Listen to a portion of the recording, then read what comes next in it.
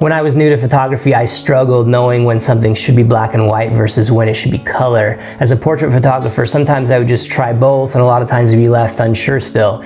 And often I would end up delivering both color and black and white versions to a client, even when there were times when I very much preferred the black and white, but I wasn't sure why. And I just wasn't confident enough to just stick with that. But then I started getting more into street photography and I was even more confused. I would spend many long minutes shifting between color and black and white after a street photography session, wondering which worked better and then always second guessing the decision later. Fast forward till today and I've gained a lot more confidence and experience, and now there's very little, if any, ambiguity when choosing color versus black and white for me. Through the years, I've developed a set of principles that guide these decisions, and today I want to share those principles with you. Having read many articles related to this through the years though, I understand that there are lots of other ways to answer the question. I'm not claiming that mine are the best, but they are mine, and if they can help you, then I don't mind sharing them. So I recently returned from a quick trip to San Francisco. While I was there, I was able to hit the streets in some of my spare time with some gear that was new to me, the Fuji X-T30 sent to me by our friends at photosavings.com. and the 16-2.8. But while I was in the process of culling and grading these photos, I had the thought that this session would actually be an excellent case study on how I choose to grade. With that in mind, I want to take you back through the 28 photos that were my keepers and go through my thought process with them, specifically in regards to when and why I chose black and white versus color. Now, lots of you are going to want to know how I grade, but this video isn't about that. If you're interested in downloading the Lightroom presets that I use, there's just two. You can see how I tweak the Fuji profiles. But honestly, there's not much there. I stick with either Acros or Classic Chrome, and I just do tiny tweaks to the curves and colors. Nothing magic here. You can buy them to support me if you want, but it's not gonna magically make your photos better. But enough on that. Let's jump to the computer and start looking at some photos. Okay, here we are in Lightroom. Oh no, Lightroom, why doesn't he use Iridian? He must suck. Anyway, when it comes to deciding between color and black and white, the first and most obvious time that I choose color is when it's the only reason for the photo, and this is probably fairly obvious. But a photo might have no artistic value without it. This photo is an obvious example where the reflected light hitting the newspaper stand was just glorious, and with that deep red tone contrasting so sharply with that drab, cool colors in the background of the street, it really got my attention, and yes, I did feel good when it told me that I looked smart today. But in black and white, there literally is no artistic value in this photo, in my opinion. It's not a great photo.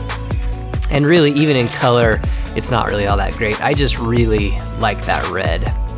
Here again, this photo in black and white still works because the subject is separated with strong contrast, but guys, it's the Leica red dot. It's got to be red. With this scene, I think it works great as black and white. These brilliant reflections still show up, but in color, I really love how the greens contrast in the center of the photo against the water fountain. I think it makes a more pleasant photo.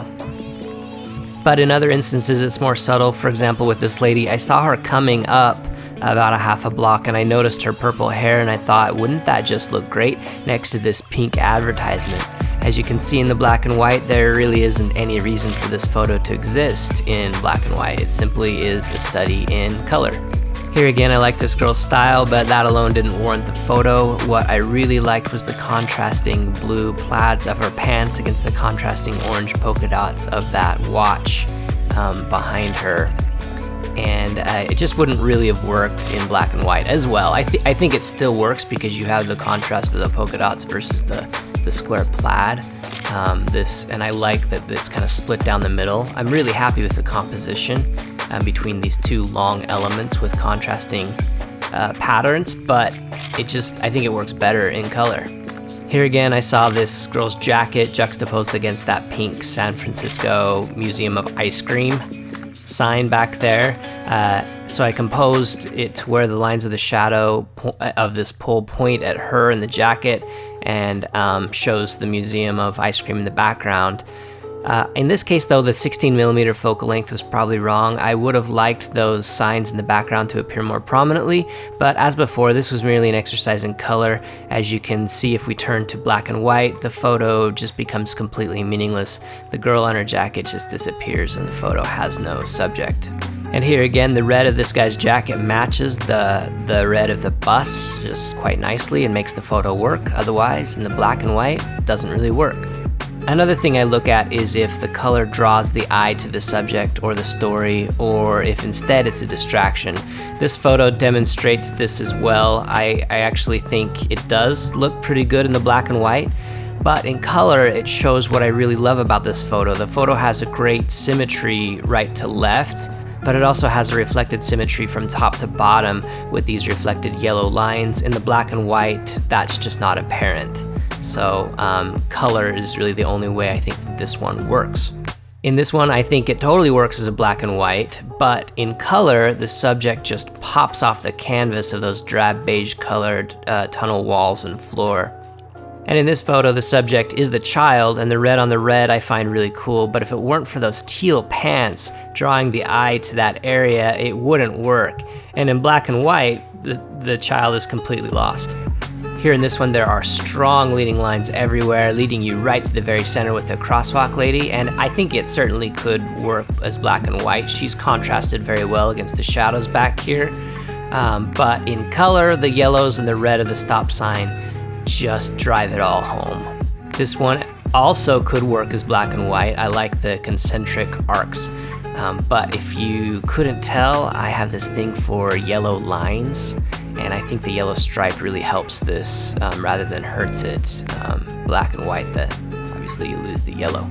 With this one, there are obviously some strong leading lines leading you to the man, but that bright green bag, it just pops, and I think it's a nice touch. Some could argue it's stronger in black and white, that the bag is a distraction, but I personally really like it. This one is a fairly straightforward architectural abstract, but if it were black and white, I don't think there's a strong enough difference between the sky and the building. Then other times, I find color to be a distraction, as I alluded to earlier. This one I think works in black and white. There's strong contrast with the subject between the background. But here, I feel like there's too many color distracting elements. For instance, I don't really like this cyan window right here as it pulls the eye away from the subject. I also don't like this red beam sticking up right here as it competes with her as well. So black and white it is. Here again, just a quick shot of a passerby, but here in color, I feel like there's too much red and yellows and things to distract from the subject. This is another great example. I didn't like these orange cones pulling the attention away. If that was balanced, or if it was more centered, where it was maybe cropped here, with him on one side and the cones on the other, maybe that would be fine, but as it is, I don't like how distracting those cones are. I really like this photo, and the only way you really see this skateboarder and his awesome gesture here is in black and white. In color, there's all this yellow right here. Two signs here, both in yellow. Your subject is completely lost, and all you can look at is Wells Fargo. But in the black and white, I feel like these kind of lead you to the subject rather than distract you from them. And then sometimes color can do the opposite. It can actually provide contrast for the subject. For instance, here we have all these really colorful faces, I guess, or hats. And then you've got the face of the worker here. In black and white, I think she gets more lost. In color, it's easier to see the contrast between her and what's happening around her. So this is obviously a better pick for color. In this case, the color works really well to separate the subjects a little bit more from their really chaotic background. In this one, I feel like they get lost in this chaotic background too much. And it's easier to miss and only focus on the right-hand side of the photo and not the balance between the right and left. This photo doesn't work in black and white as, I don't know, I just don't see a way for the eye to go. Everything is just way too chaotic. In color, it's very obvious what I should be looking at, or much more obvious anyway. And then sometimes just the light or the colors just, they're not that good. And like in this case, I don't think the colors are nice. They're not pleasant. It's kind of in shade or shadow. There's nothing about the color that I like. The point here is the forms, and to focus on that, this works much better as a black and white. Here again, I love this shot in black and white. The light as it's glancing off the left side of her gesture, the Dutch angle, everything about this just works really well. I love it. But in color, I just don't think it does. It looks really drab. The lighting isn't that good. Her skin doesn't look good as with this reflected light or color coming off these buildings and the pavement. Doesn't look pleasant, and this sign I feel like is distracting. But in black and white, I really feel like this is probably the strongest photo I took, just from a compositional and interest level. Really happy with this photo, but I only like it in black and white. Here again, same thing. The color is not interesting at all, and not very good light. I don't know, it's probably fine, but I feel like in black and white this image just really sings. And then you have photos like this one, where, I don't know, I feel like it's arbitrary. The black and white is no better or worse than the color for any of the principles that I illustrated above. Same with this one. I think they both are fine. Neither of these photos are very good. But in instances where I feel like it's arbitrary, when all other things are equal, I think it's important to draw a line in the sand and say, I prefer black and white, or I prefer color. Sometimes it truly is arbitrary and you just have to go with your gut, but it will help with the ambiguity of the process if you go into it with a preference. For me, on the street, my preference is always black and white. Most of the time, if a photo works well in black and white, it means that it's a strong photo in general, in my opinion. Seeing the world in black and white can really help with your ability to isolate subjects with lines, shapes, and contrasting shades. I find when I focus on black and white, my ability to notice color being echoed in the scene is really enhanced. And so for me, my preference is always just to go black and white. It's to seek for the black and white. And then when I notice color or color happens, there's a strong reason for it. But that's not for everyone. I'm not saying that's the way you have to look at it. There are plenty of really great street photographers these days, really popular ones, who only do color and who won't touch black and white. I think you just have to decide what's right for you. But in general, I would say pick one or the other as your default, so you don't have to spend a lot of time debating.